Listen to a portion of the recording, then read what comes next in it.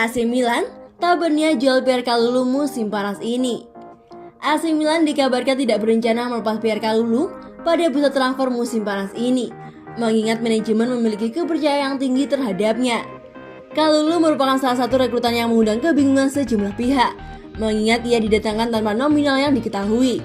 Namun, di balik layar transfernya merupakan transaksi yang sempurna untuk menggambarkan proyek Rossoneri di bawah pemilik baru, lantaran ia direkrut dengan biaya terjangkau, bertalenta, dan fleksibel dengan masih banyaknya ruang untuk berkembang. Stefano Pioli paham betul bahwa akan sangat mudah mengganggu perkembangan pemain muda, khususnya di klub besar dan penuh tekanan seperti Milan. Karena alasan tersebut, ia jarang dimainkan oleh pelatih raksasa Serie A tersebut. Akan tetapi, meski demikian, bintang U21 Prancis tersebut selalu siap saat ia dipanggil untuk bermain. Menurut kabar terkini dari Calciomercato, Rossoneri tidak berniat berpisah dengan bek 21 tahun tersebut sebelum bergulirnya musim baru, baik dengan status pinjaman maupun permanen. Klub Serie A tersebut dan manajemen siap menempatkan kepercayaan yang besar terhadap kualitas yang dimiliki sang pemain. Tak heran jika ia ingin mempertahankannya di San Siro.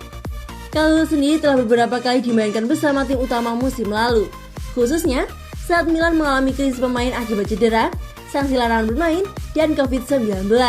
Meski posisi alaminya adalah bek kanan, namun ia juga mampu tampil baik ketika diturunkan sebagai bek tengah.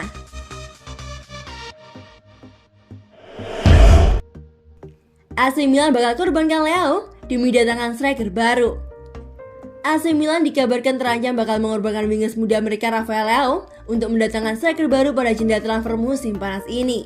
Salah satu prioritas Rossoneri musim panas ini adalah menyempurnakan lini serang, mengingat Zlatan Ibrahimovic tidak akan mampu memainkan setiap pertandingan musim depan. Kendati demikian, raksasa Serie A tersebut tampaknya tidak hanya melirik pemain berpengalaman, mengingat dua striker baru mungkin akan mendarat di San Siro sebelum musim depan bergulir. Sebagaimana yang dikemukakan oleh Calciomercato, Milan kemungkinan akan melakukan langkah lebih dari hanya sekedar memboyong Oliver Giroud dari Chelsea. Untuk mewujudkan hal tersebut, mereka tentu memerlukan dana agar bisa merekrut penyerang baru yang sumber anggarannya tersebut sepertinya akan datang dari penjualan Leao. Manajemen Rossoneri telah menggelar pertemuan dengan agen wingers muda Portugal tersebut, Jorge Mendes, beberapa waktu lalu dan menegaskan mereka menginginkan setidaknya 28 juta euro dari penjualannya.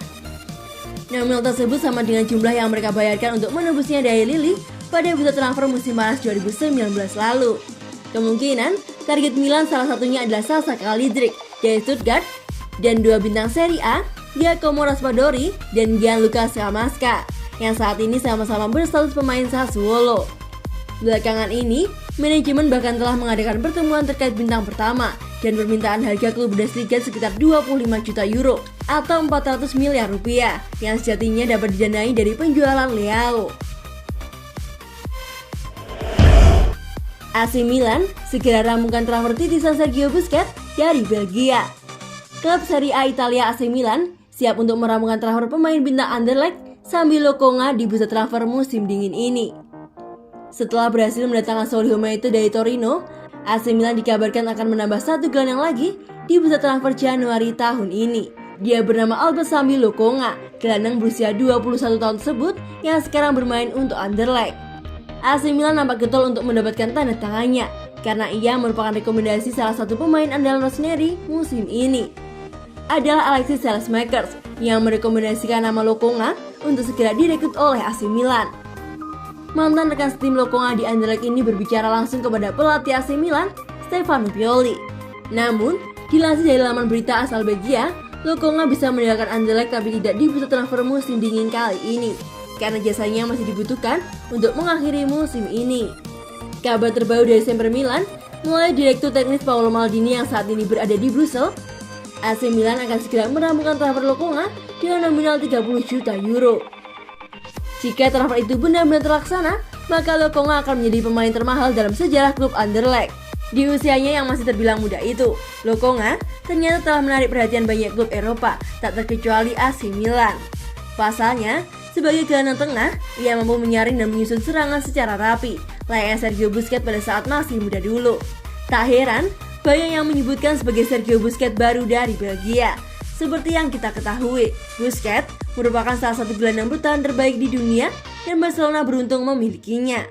Sambil Lokonga sendiri menjadi gelandang andalan Anderlecht di musim ini dengan catatan 16 pertandingan dan berhasil mencetak 2 gol serta 1 assist di Liga Belgia 2020-2021. 3 fakta Pape-Sarr, gelandang muda Metz, buruan utama AC Milan. Raksasa Liga Italia, AC Milan, dikabarkan tertarik untuk mendatangkan gelandang muda Metz, Pape-Sarr, untuk memperkuat lini tengah musim depan. Rossoneri terus bergerak di bursa transfer untuk memperkuat skuad demi bisa tampil kompetitif di Liga Italia dan Liga Champions musim depan. Kiper Mike Maignan mengawali belanja Milan di bursa transfer. Namun, sektor gelandang menjadi perhatian penuh Paolo Maldini musim ini. Sebab, dua pemain Rossoneri, Hakan Calhanoglu dan Samu Castillejo kemungkinan besar akan dilepas musim panas ini. Ia juga main 3 kali di Piala Prancis dan mencetak 1 gol.